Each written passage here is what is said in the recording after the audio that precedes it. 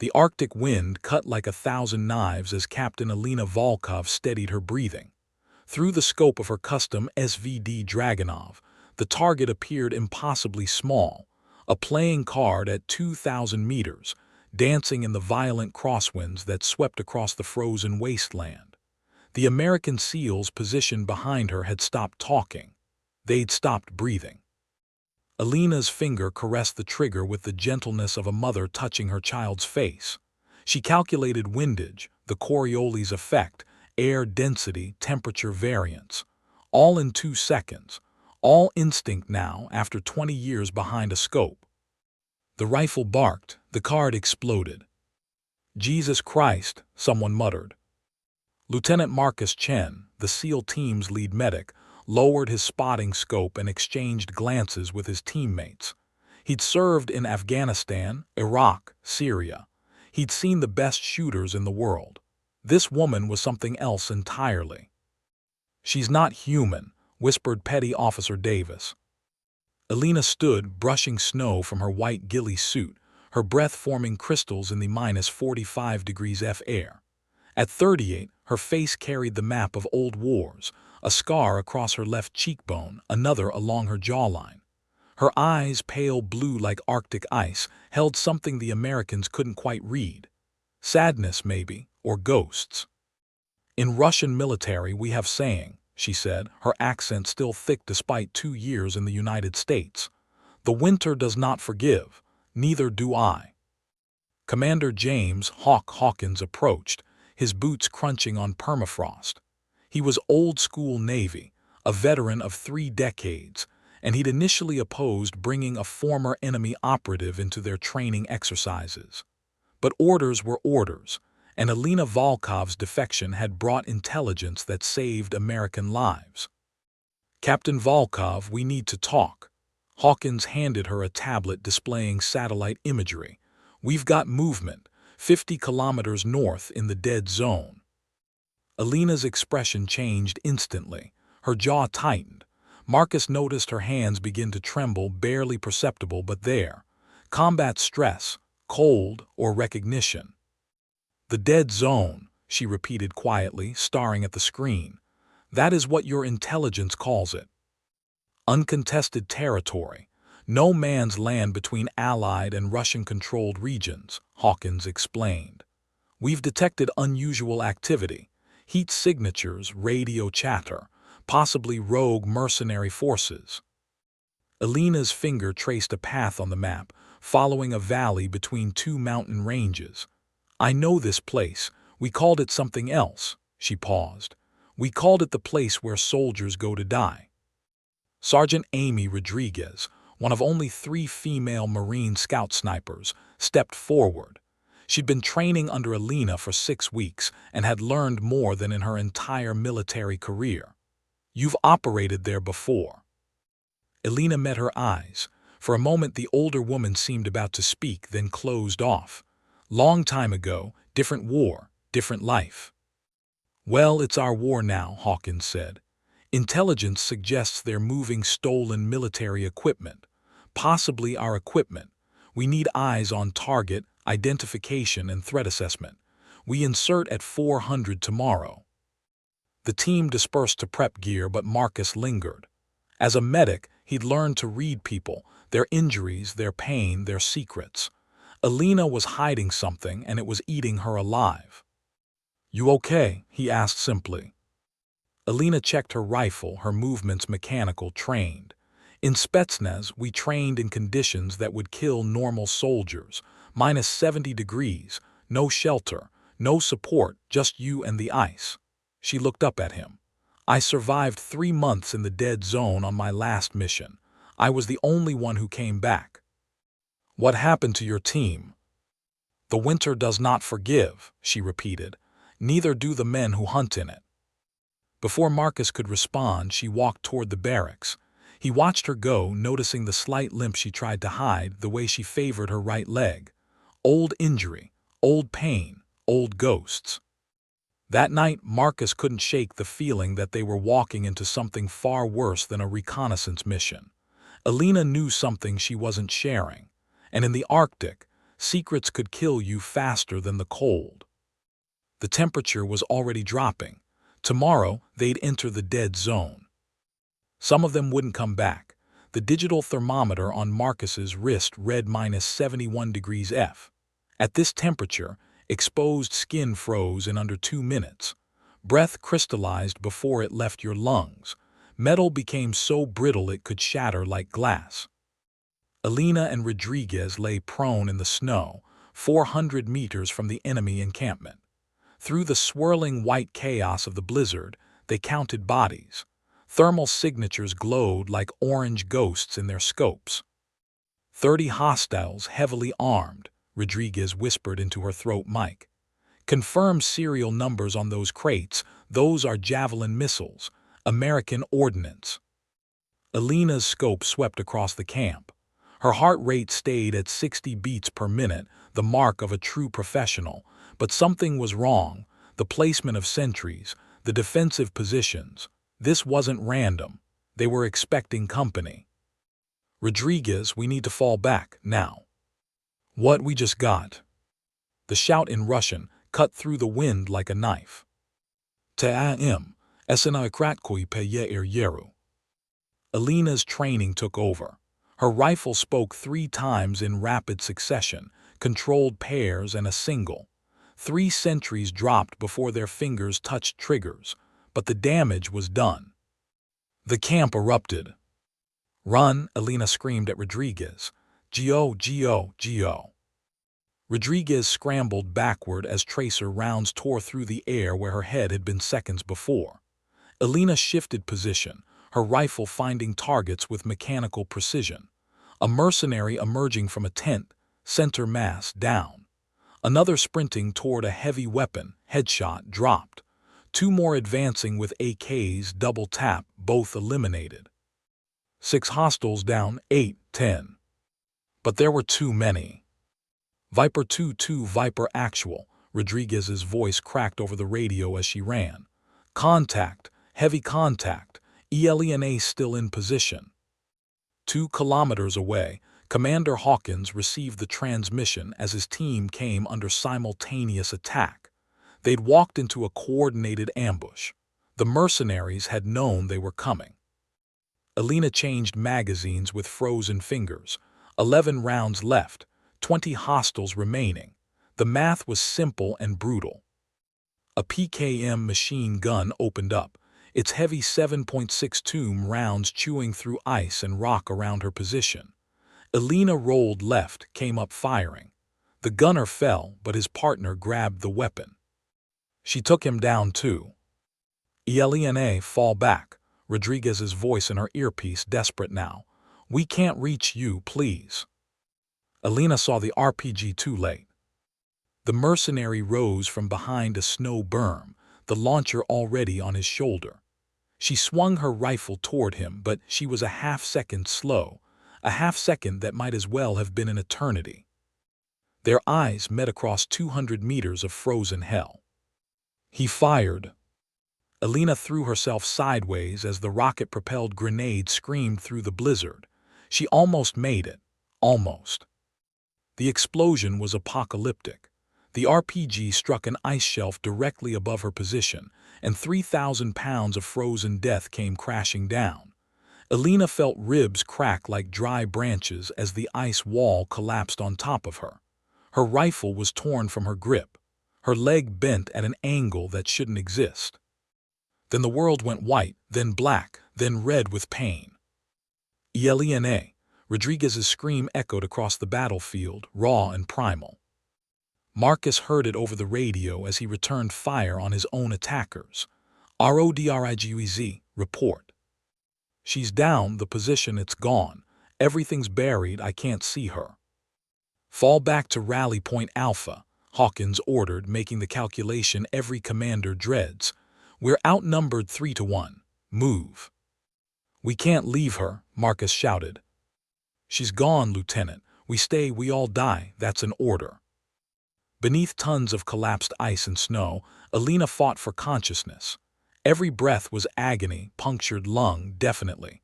Broken ribs, 3 at least. Her left leg was shattered, bone grinding against bone. She could feel internal bleeding, that warm wetness spreading through her core that every combat medic fears. Her hands scrabbled in the frozen darkness, searching. There, her sidearm still in its holster, she drew the Glock with trembling fingers. The magazine release was frozen. She slammed it against ice until it ejected. 7 rounds left in the mag, 1 in the chamber. 8 bullets between her and eternity. Above her frozen tomb she heard voices, Russian voices. The mercenaries were searching the collapsed zone, looking for bodies, for intelligence, for confirmation of kills. Looking for her. Alina tried to move, to crawl deeper into the crevasse her body had created in the collapse. White-hot pain exploded through her shattered leg. She bit down on her glove to keep from screaming, tasting blood and leather and defeat. Her core temperature was already dropping, 95 degrees F, 93 degrees F. Hypothermia's cold fingers were reaching for her. The voices grew closer. Alina chambered around as quietly as she could, the mechanical click impossibly loud in her frozen tomb. Her vision was starting to tunnel, shock setting in, blood loss, cold. She thought of Katia, her daughter, 8 years old now, in Moscow with Alina's mother, safe from this frozen hell. Would she even remember her mother's face? A boot crunched on ice directly above her hiding spot. Alina raised the pistol with both hands, fighting the shivers that threatened to give her away. 8 rounds. Make them count. The boot stepped closer. Commander Hawkins's voice cut through the chaos like a blade through flesh. All UNITS, fall back to Extraction Point Charlie. I say again, fall back now. Marcus Chen fired his last magazine at the advancing mercenaries, then grabbed Hawkins's tactical vest with both hands. Blood from a grazing wound on his temple mixed with ice crystals on his face. Sir, we can't leave her. Alina could still be alive.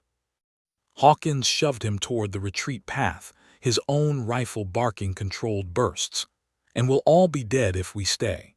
We're outnumbered, outgunned, and that blizzard's about to turn this into a frozen graveyard. Move, Lieutenant. Rodriguez stumbled past them, tears freezing on her cheeks, her voice breaking. I left her. Oh God, I left her alone. Davis grabbed her arm, pulling her along. You followed orders, keep moving. The SEAL team fought a running retreat through the whiteout conditions, laying down suppressive fire as they leapfrogged back toward their extraction coordinates. The temperature had dropped another 2 degrees, minus 73 degrees F now. Deadly didn't even begin to describe it. 2 kilometers away, beneath her tomb of ice and frozen death, Alina held her breath as the mercenary's boot settled inches from her face. Through a tiny gap in the collapsed snow, she could see his leg, the barrel of his AK-74, the steam of his breath in the Arctic air. He was speaking Russian into his radio. Zone 3 clear, no bodies recovered yet. The avalanche buried everything. Another voice crackled back. Keep searching. The American bitch had intelligence on her. The colonel wants her body and her equipment. The colonel?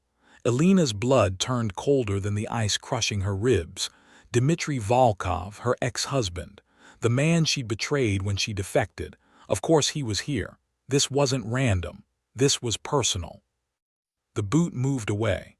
Alina waited 30 seconds, 40, 60. Then she allowed herself one small, agonizing breath. Her punctured lung wheezed. Blood bubbled in her throat. She had to move, had to get deeper into the crevasse before they brought thermal scanners. Her body heat would light up like a beacon once they deployed the right equipment. Alina dug her fingers into ice and pulled. Her shattered leg dragged behind her like a dead thing, bone fragments grinding. The pain was so intense that white spots exploded across her vision. She bit through her glove, tasting her own blood, anything to keep from screaming. 6 inches, rest, breathe, 8 more inches, rest, fighting unconsciousness now. Her tactical pack was still attached to her harness. With frozen fingers that barely responded, she managed to unzip the medical pouch. Morphine auto-injector, she jammed it into her thigh. The relief was immediate but dangerous. Can't pass out. Can't sleep. Sleep is death. From her breast pocket, she pulled out her helmet cam. The red recording light blinked steadily. 15 minutes of battery left, maybe less in this cold. She held it up with shaking hands. "My name is Captain Alina Volkov," she whispered in English, her breath fogging the lens. "Serial number. It doesn't matter now. If someone finds this." A cough, wet and terrible. "Tell my daughter Katia that Mama loved her more than life. That I'm sorry I chose duty over being her mother. That everything I did, defecting, the intelligence I gave the Americans, it was to make a safer world for her." Tears froze on her cheeks. "Tell Lieutenant Marcus Chen. Tell him he was right to leave me. Good commanders make hard choices. Tell Sergeant Rodriguez she was the best student I ever trained. Tell her to keep shooting, keep breaking barriers. Women like us. We have to be twice as good for half the respect." Her core temperature gauge read 91 degrees F, moderate hypothermia. Soon it would be severe, then critical, then death. To whoever finds this recording, there is a weapons trafficking network operating out of these coordinates. She rattled off GPS numbers from memory. Led by former Russian Colonel Dmitry Volkov. He has American Javelin missiles, possibly Stinger systems. He's selling them to the highest bidder. Stop him, please. The camera battery died. Alina let it fall from her numb fingers. She reached down to her belt and found her emergency beacon. One press of the button and it would broadcast her location. But it would also tell the mercenaries exactly where she was. She looked at the beacon, looked at her pistol, 8 rounds. Maybe the Americans would come back. Maybe they'd risk everything to save one operative. Or maybe she'd die alone in this frozen hell, just like her first team had died 5 years ago in this same cursed place. Alina's hand hovered between the beacon and the gun. Above her the voices returned, more of them now, systematic search pattern. Thermal scanners deploying in Sector 3. Her core temperature dropped to 89 degrees F. Her heartbeat slowed. The morphine and hypothermia were mixing into a seductive darkness that whispered just sleep, just rest, just let go. But Alina Volkov hadn't survived Spetsnaz selection, hadn't survived 3 months alone in Arctic hell, hadn't survived defecting from the most dangerous intelligence service in the world, just to die in a hole. She pressed the beacon. 1 pulse, 3 seconds, then she destroyed it with the butt of her pistol. If they came, they came. If not, she'd take as many of Dmitry's men with her as 8 bullets would allow. Her eyes closed. The winter does not forgive. But Alina Volkov wasn't asking for forgiveness. She was asking for one more fight.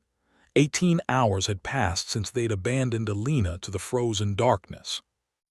Marcus Chen sat alone in the equipment bay of the forward operating base, methodically packing medical supplies he had no authorization to take. His hands moved with practiced precision: combat tourniquets, hemostatic gauze, heated IV bags, hypothermia blankets, plasma expanders. Everything he'd need to bring someone back from the edge of death. If there was anything left to bring back. The door opened. Marcus didn't look up, he knew the footsteps. Sergeant Amy Rodriguez stood in the doorway, her eyes red and swollen. She hadn't slept, hadn't eaten. In her hands she carried her rifle and a rucksack already packed with ammunition and cold-weather gear. "I'm going with you," she said simply. "I didn't say I was going anywhere." "Bullshit." Rodriguez dropped her pack next to his. "I know that look. I've seen it in the mirror for 18 hours straight. We left her, Marcus. We left her to die alone in that frozen hell." Marcus finally met her eyes. Hawkins made the right call. Tactically, it was the only option. We were outnumbered, the weather was deteriorating, our position was compromised. "I don't care about tactics," Rodriguez's voice cracked. "She's my friend, she taught me everything, and I ran. I left her bleeding in the snow while I ran away like a coward." "You followed orders. That's not cowardice, that's—" "Then why are you packing that gear?" Silence hung between them like the sword of Damocles. The door opened again.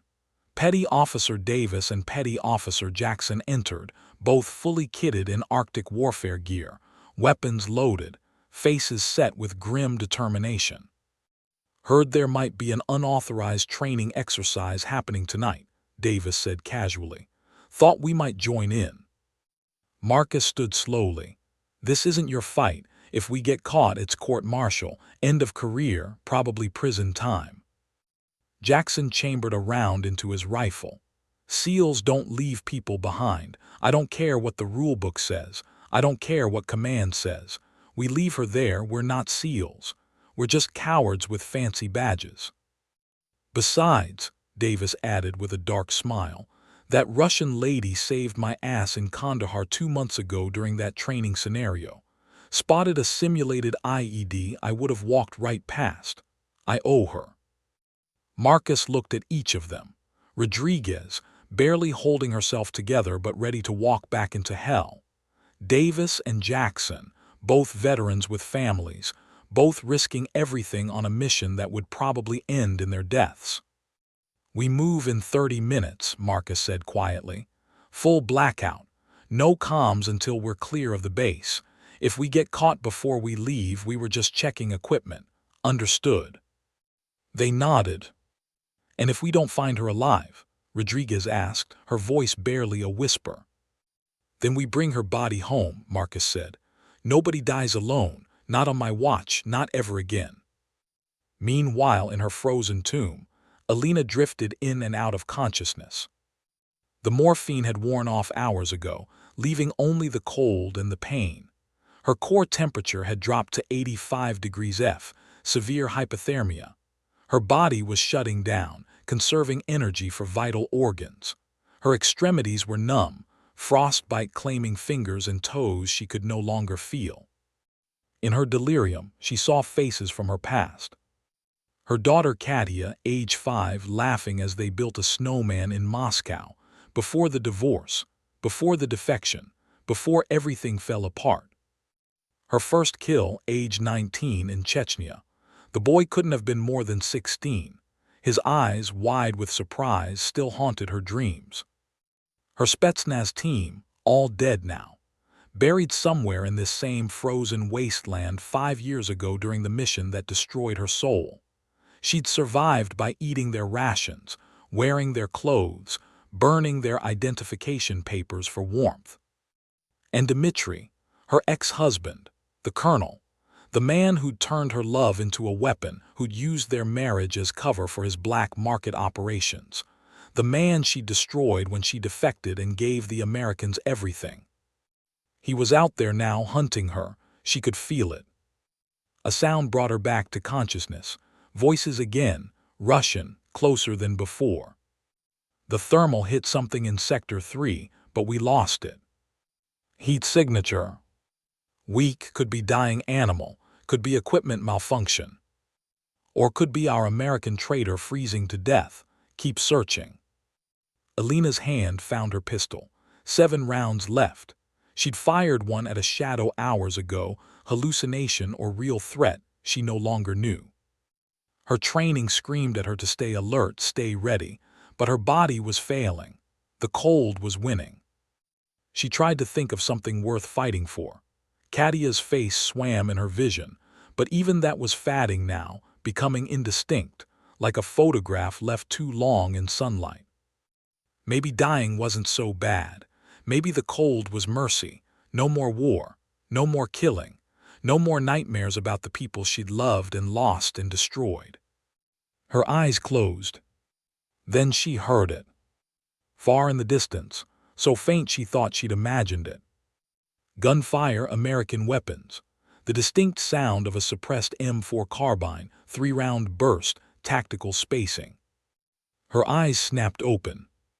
They came back. The crazy bastards actually came back. Alina's numb fingers found the flare gun in her survival vest. It took 3 tries to grip it. 4 tries to aim it at the tiny gap in the ice above her tomb. Her vision was tunneling, darkness creeping in from the edges. She pulled the trigger. The flare rocketed through the opening, a red star screaming into the Arctic night, burning like hope against the darkness. Then her strength gave out completely. Her last thought before unconsciousness claimed her, "Don't be too late. Please, God, don't be too late." Above the collapsed ice, Marcus Chen's head snapped up as the red flare burst across the black sky. "There," he screamed, already sprinting toward the light. "She's alive, Eliana's alive." Rodriguez and the others opened fire on the mercenaries converging on the same position. But Marcus didn't stop, didn't slow, didn't care about the bullets zipping past his head. He'd failed to save his team in Syria 3 years ago. He'd lived with that guilt every single day since. Not today. Not again. Never again. 22 hours since Alina had been left for dead. Marcus Chen crashed through the blizzard like a man possessed, his legs pumping through knee-deep snow, his breath coming in ragged gasps that froze in his lungs. The red flare still hung in the sky, a dying star marking Alina's position and drawing every hostile in the area like moths to flame. "Covering fire," Rodriguez screamed, dropping to one knee and engaging targets. Her rifle barked in controlled bursts, each shot placed with surgical precision Alina had taught her. A mercenary fell, then another. "Marcusgo, we've got your back." Davis and Jackson flanked her position, their weapons creating a devastating crossfire. Through their night vision, they could see thermal signatures converging on the flare's location. At least 15 hostiles, maybe more in the swirling snow. "Contact right," Jackson called out, swinging his rifle toward movement. 3 mercenaries appeared through the white curtain, weapons raised. Jackson's training took over: double tap, shift, double tap, shift. All 3 dropped before they could fire a shot. But more kept coming. Marcus ran harder, his medical pack slamming against his back with each stride. 200 meters, 150. The flare was fading now, its red glow dimming against the Arctic darkness. If he lost the position. A burst of automatic fire stitched the snow at his feet. Marcus dove left, rolling, coming up with his sidearm drawn. The mercenary who'd fired at him didn't get a second chance. Marcus put 2 rounds center mass, didn't wait to see him fall, kept running. 100 meters. 50. The collapsed ice shelf loomed before him like a frozen monument to death. Tons of shattered ice and compressed snow, a tomb that should have killed anyone buried beneath it. "Eliana," Marcus screamed into the wind. "Eliana, where are you?" Nothing, just the howl of the blizzard and the distant crack of gunfire as his team held the line. Marcus tore at the ice with his bare hands, his gloves discarded, ignoring the instant numbness, the pain of frozen flesh tearing. "Eliana, give me a sign, anything." Behind him, Rodriguez's voice crackled in his earpiece. "Marcus, we're getting flanked. You've got maybe 2 minutes before we're overrun." "I need 3, Marcus roared back, digging deeper, following the trajectory of where the flare had launched from. Snow and ice flew as he excavated like a madman. His fingers found something solid. A boot. He dug faster. An arm, a shoulder, a face so pale it was almost translucent. "Oh God, Alina, Alina, can you hear me?" He pressed his fingers to her neck, searching for a pulse. For 5 endless seconds he felt nothing. His heart sank. They were too late. They'd come all this way and... There, weak, thready, barely 40 beats per minute, but there. She was alive. "I've got her," Marcus screamed into his radio. "She's alive but critical. I need 60 seconds. "You don't have 60 seconds, Davis shouted back, his rifle going cyclic now. "We've got at least 20 tangos pushing hard." Marcus yanked Alina free from the ice and she made a sound, a wet, rattling wheeze that spoke of punctured lungs and internal bleeding. Her left leg was destroyed, bent at an impossible angle, bone visible through torn flesh that had frozen solid. Her lips were blue. Her skin was the color of death. His medic training kicked into overdrive. He ripped open his pack, pulled out the heated IV bag he'd been keeping against his body, and jammed the line into her arm. The vein was collapsed from hypothermia. He tried again, deeper. The catheter found purchase. "Come on, Alina, stay with me." Her eyes fluttered open. Those pale blue eyes, barely focused but aware enough to recognize him. "Marcus," the word was barely a breath. "Yeah, it's me. You're going to be okay, I've got you." "I knew," another wheeze wet with blood, "you'd come." "Damn right I came. Now shut up and let me work." He wrapped her in the hypothermia blanket, silver sheeting designed to reflect body heat. Her core temperature was 79 degrees F, critically low. At this temperature, her heart could stop at any moment. He needed to rewarm her slowly, carefully. Too fast, and the cold blood from her extremities would rush to her heart and kill her. Marcus pulled out a pre-filled syringe of epinephrine and lidocaine mix, cardiac support. He injected it directly into her chest cavity, praying it would keep her heart stable. "Marcus, we gotta move now." Rodriguez's voice was desperate. A grenade exploded somewhere close, showering them with ice and shrapnel. Marcus hoisted Alina over his shoulders in a fireman's carry, her destroyed leg dangling uselessly. She screamed, the first real sound of pain she'd made, and then went silent. Unconscious or dead, he couldn't tell. He started running back toward his team. A mercenary appeared directly in his path, rifle raised. Marcus couldn't shoot. Both hands were supporting Alina. He was dead. The mercenary's head snapped back, a perfect headshot from 300 meters. Rodriguez. "Gio, Gio, Gio," she screamed, still firing, covering his retreat. Marcus ran through hell. Bullets snapped past his head. An RPG streaked overhead, exploding against the ice shelf behind them. His legs burned. His lungs screamed. Alina's weight seemed to increase with every step. Davis appeared beside him, laying down suppressive fire. "Keep moving. Weave GOT extraction inbound." "She's dying," Marcus gasped. "Core temp is critical if we don't get her warm." Alina's body convulsed against his shoulders, seizing. Her heart was failing. "No," Marcus skidded to his knees, lowering her to the snow. He ripped open her jacket, placed his hands on her chest, and started compressions. "Not like this. You don't die like this." 30 compressions. 2 rescue breaths into her frozen mouth. 30 more compressions. Rodriguez appeared above him, still firing one-handed while trying to shield them with her body. "Marcus, we have to go." Her heart stopped. "Then carry her and do it on the move." Jackson slid in beside them, adding his fire to Rodriguez's. "Birds inbound, 30 seconds." Marcus could hear it now. The distinctive whomp-whomp of a Black Hawk helicopter, flying NOE, nap of the Earth, through the blizzard in conditions that should have grounded every aircraft in the Arctic. He lifted Alina again, this time cradled in his arms like a child, and resumed chest compressions as he staggered toward the extraction point. "Compress, compress, compress, breathe. Compress, compress, compress, breathe."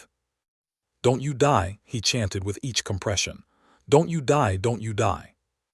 The Black Hawk materialized out of the storm like a mechanical angel, its side door already open, the crew chief waving them in frantically. Davis and Jackson reached it first, turning to provide final covering fire. Rodriguez grabbed Marcus's arm, helping him run the last 50 meters. They practically fell into the helicopter, Marcus still doing chest compressions on Alina's lifeless body. "Gio, Gio, Gio," the pilot screamed, and the Black Hawk leaped into the sky. A bullet punched through the fuselage, missing Marcus's head by inches. Another shredded the tail rotor. The helicopter lurched violently. "We're hit," the pilot shouted. "Hang on." But Marcus didn't stop. "Compress, compress, compress, breathe." His arms were numb. His hands were bleeding. He didn't care. And then, beneath his palms, he felt it. A flutter, weak, irregular but unmistakable. Alina's heart had restarted. Her eyes opened, unfocused and distant but alive.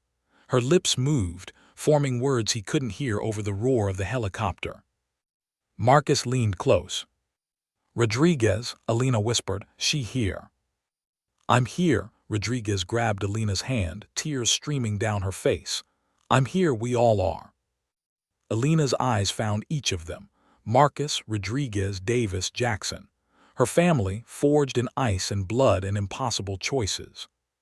"Told you," she breathed, a ghost of her old smile appearing. "Winter doesn't forgive." Then her eyes closed again.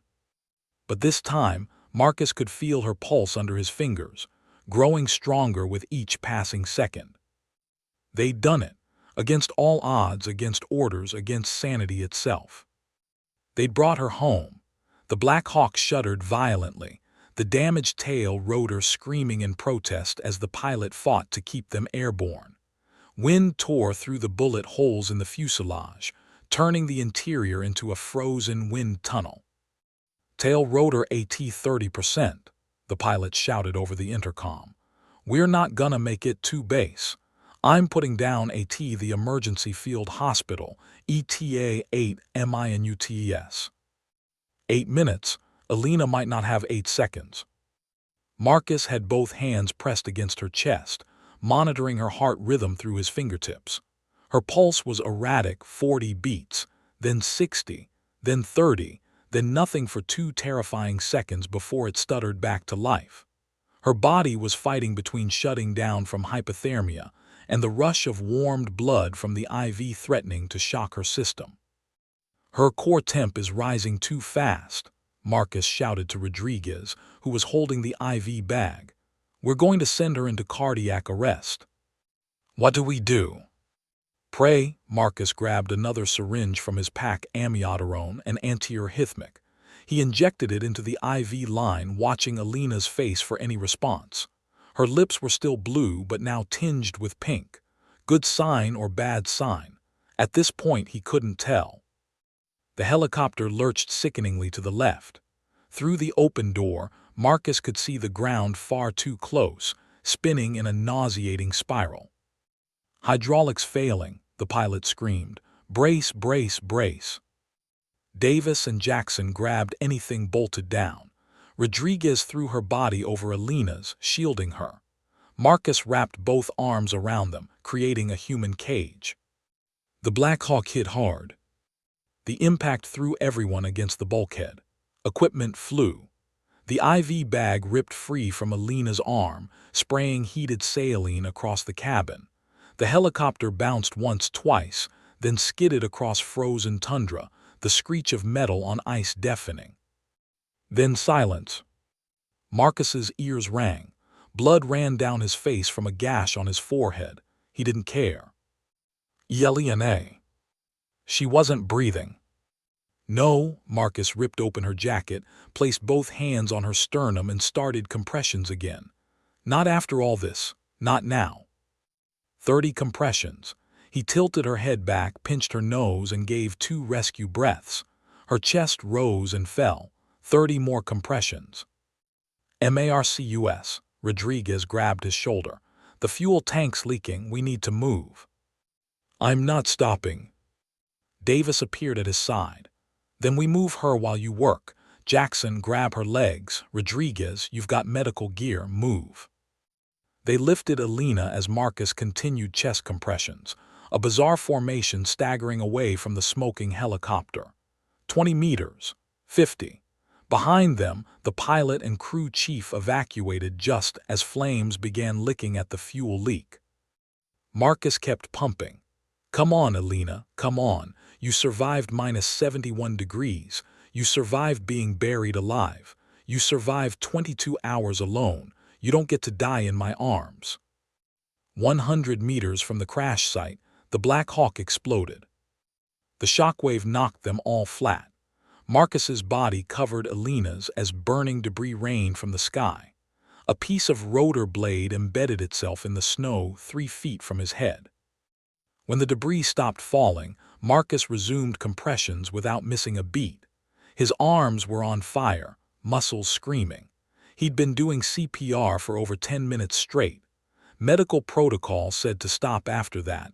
Brain damage from oxygen deprivation became irreversible. He didn't stop. Marcus, Rodriguez's voice was gentle. Marcus, she's. Alina's body convulsed, her back arched, and then she gasped, a horrible, rattling breath that sounded like death itself, but a breath nonetheless. Her heart restarted. Yes, Marcus collapsed beside her, his chest heaving. Yes, that's it, breathe, Alina, breathe. In the distance, the sound of diesel engines. Headlights appeared through the blizzard. The field hospital's emergency response team had seen the crash. 2 military ambulances skidded to a stop beside them. Medics poured out, bringing a stretcher, real equipment, heated oxygen. Combat trauma, severe hypothermia, multiple fractures, possible internal bleeding, Marcus rattled off as they loaded Alina.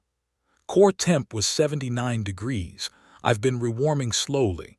She's arrested twice, amiodarone and epi already administered. We've got her, Lieutenant, the senior medic said, but not unkindly. You did good, now let us work. They loaded Alina into the ambulance. Marcus tried to climb in after her. Sir, you're bleeding pretty badly yourself. I'm fine, Marcus shoved past him. I'm not leaving her. Rodriguez grabbed his arm. Marcus, you can't help her anymore. Let them do their job. I promised I wouldn't leave her again. And you didn't. Rodriguez's grip was iron. You brought her back, now let them save her life. The ambulance doors slammed shut. Marcus watched helplessly as it roared away toward the field hospital, Alina inside, her fate in other hands now. His legs gave out.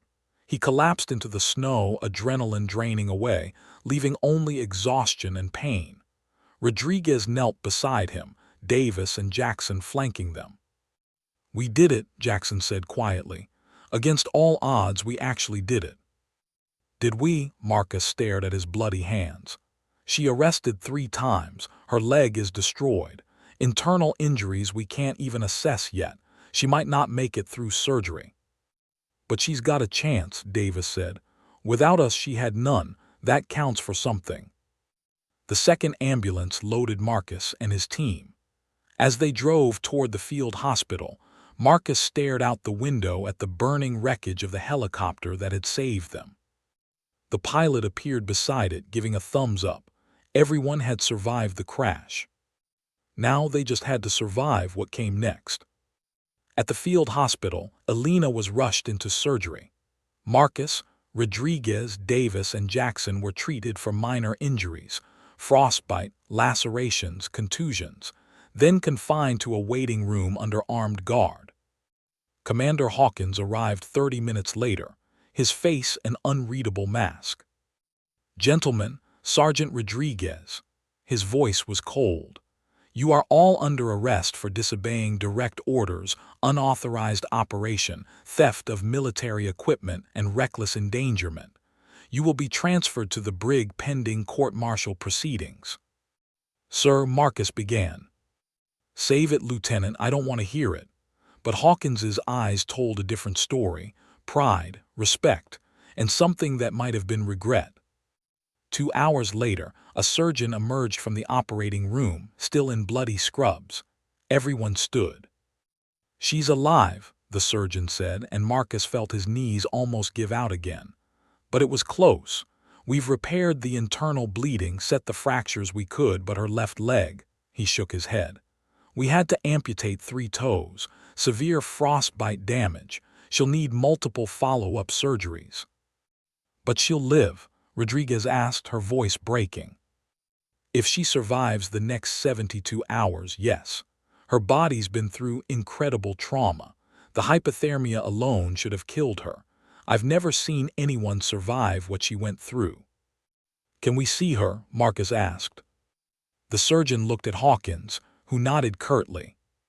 5 minutes. She's sedated, but—" he paused.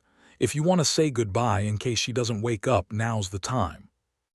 They filed into the ICU room. Elena lay surrounded by machines, tubes running into her arms, a ventilator breathing for her. Her face was still pale, but color was slowly returning. Marcus took her hand, the one that wasn't bandaged from frostbite. "You made it, Ghost. You actually made it." Rodriguez stood on the other side, tears falling freely now. "I'm sorry I ran. I'm so sorry." Elena's fingers twitched. Her eyes moved beneath closed lids. And then, impossibly, her lips moved. The words were barely a whisper, but Marcus heard them. "Would've done same, good soldier." She was awake, fighting even now. "Rest," Marcus said. "That's an order." Elena's mouth quirked in the faintest smile. Then she slipped back into unconsciousness, but this time it was natural sleep, not death's approach. The military police arrived to escort the team to the brig. As Marcus was led away in handcuffs, he looked back one last time at Elena's room. Worth it, he thought. Court-martial, prison, dishonorable discharge, all worth it. They'd left no one behind. 3 months later. Elena Volkov opened her eyes to soft morning light filtering through hospital curtains. Walter Reed Medical Center, Bethesda, Maryland. She'd been awake for 2 weeks now, but each morning still felt like a small miracle, waking up at all, instead of frozen in an Arctic grave. The chair beside her bed wasn't empty. It never was. Marcus Chen sat there as he had every single day since she'd been transferred stateside. Sometimes he read medical journals. Sometimes he just sat in silence. Today he was asleep, his head tilted back at an uncomfortable angle, dark circles under his eyes. Elena's voice was still rough from weeks on a ventilator. "You look terrible." Marcus jolted awake, then smiled, that warm smile she'd come to depend on. "You're one to talk. You've looked like a corpse for 3 months." "Only 3 months feels longer." She tried to sit up, winced. Her left leg, what remained of it, throbbed beneath the blankets. 3 toes gone. Nerve damage that might never fully heal. Physical therapy that made her want to scream, but alive. Impossibly, incredibly alive. "Your daughter arrives tomorrow," Marcus said, pulling his chair closer. "State Department finally cleared all the paperwork. Katia and your mother both coming to the U.S. Elena's eyes filled with tears. She'd cried more in the past 3 months than in her entire military career. "I get to see her." "You get to keep her. Full asylum approved. You're all staying." Marcus handed her a tissue. "Congratulations, you're about to become an American citizen, whether you like it or not." The door opened. Rodriguez walked in, now wearing civilian clothes. She'd been suspended pending the court-martial hearings. She carried a vase of fresh flowers and a stack of letters. "Morning, boss." Rodriguez set the flowers on the windowsill. "You've got fan mail. Again. Some kid in Iowa wants to know if you'll teach him to shoot. A women's veteran group wants you to speak at their conference." And she grinned. "Some Marine general wants to offer you a training position once you're cleared for duty." "If I'm cleared," Elena corrected. "Court-martial first." "About that." Commander Hawkins entered, his uniform crisp despite the weight he seemed to carry. He'd aged 10 years in 3 months. "We need to talk." Marcus and Rodriguez stood to leave, but Hawkins waved them back. "You should hear this too, all of you."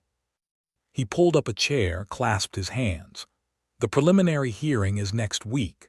The charges are serious: disobeying direct orders, unauthorized operation, theft of government equipment. The prosecution is pushing for dishonorable discharge and prison time."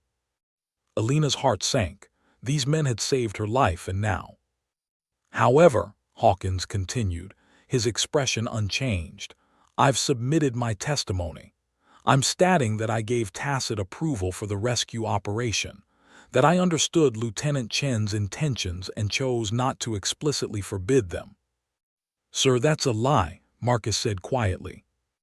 "Is it?" Hawkins met his eyes. "I trained you, Lieutenant. I know how you think. I knew exactly what you were going to do when I saw you in that equipment bay. I could have stopped you. I didn't." He paused. "That's not a lie. That's command responsibility." "You'll be court-martialed too," Rodriguez protested. "I'll be reprimanded, maybe forced into early retirement. Small price." Hawkins stood. "You saved an Allied operative who provided intelligence that led to the dismantling of a major weapons trafficking network. 47 arrests across 3 countries. Hundreds of stolen weapons recovered. Potential terrorist attacks prevented. The Pentagon doesn't want that story ending with you in prison." "What about the media?" Marcus asked. Hawkins allowed himself a small smile. "The Washington Post ran the story last week. Heroes who defied orders to save ally. You're all over cable news. Public opinion is strongly in your favor. The Secretary of Defense is getting 10,000 emails a day demanding you receive medals, not courts-martial." Elena absorbed this. "So politics saves them where honor could not." "Politics and the fact that you're worth saving." Hawkins looked at her directly. "The intelligence you provided on Colonel Volkov's network. Your ex-husband is in custody, by the way, arrested in Kiev 2 weeks ago. He's facing life in a Russian prison for treason and arms trafficking." The news should have brought satisfaction. Instead, Elena felt only sadness. Dmitri had been a good man once, before greed and ideology poisoned him, before their marriage became a casualty of Cold War thinking that refused to die. "My testimony will be important, yes?" Elena asked. "Critical. You testify about the weapons cache, the trafficking network, the intelligence value of the mission. It changes everything from a rogue rescue operation to a strategic success." "Then I testify, whatever they need." 6 months later, the Pentagon courtyard gleamed under October sun. Elena walked with a cane, her gait uneven but determined. She'd refused the wheelchair. Rodriguez walked beside her, ready to catch her if she fell. She hadn't fallen once. The ceremony was small, private, the way the military preferred handling situations that were politically complicated. But the medals were real. The honor was real. Marcus, Rodriguez, Davis, and Jackson stood at attention in their dress uniforms as the Secretary of Defense pinned Navy crosses to their chests. The citation read, "For extraordinary heroism in combat operations, risking their lives to rescue a fallen ally under extreme conditions." Commander Hawkins received a letter of reprimand and forced retirement.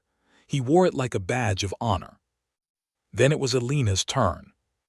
"Captain Elena Volkov," the secretary announced, "for extraordinary service to the United States, for intelligence operations that saved countless lives, and for exemplifying the highest ideals of military service across international boundaries, you are hereby granted full U.S. citizenship and awarded the Defense Superior Service Medal." Elena accepted the medal with shaking hands. Katia watched from the front row, her daughter's face beaming with pride. Her mother dabbed tears beside her. After the ceremony, the team gathered in a quiet corner. Davis produced a flask. "To the ghost of the Arctic, the woman too stubborn to die." "To the idiots who came back for me," Elena countered, raising the flask. "Too stupid to follow orders." "To family," Rodriguez said quietly, "the one we choose." They drank in silence, these warriors bound by ice and blood and impossible choices. 1 year later. The shooting range at Quantico was empty except for 2 figures. Elena lined up her shot at 1,500 meters, her rebuilt body steady despite the cane propped beside her. The wind was strong today, gusting from the northeast. She calculated, adjusted, breathed. The rifle spoke. Downrange, the target erupted dead center. Rodriguez whistled low. "Still got it, boss." "Never lost it." Elena chambered another round. "Just took time to remember who I am." Marcus watched from the observation deck above, a cup of coffee warming his hands. He'd taken a position at Walter Reed, teaching combat medicine to the next generation. No more field operations. No more frozen battlefields.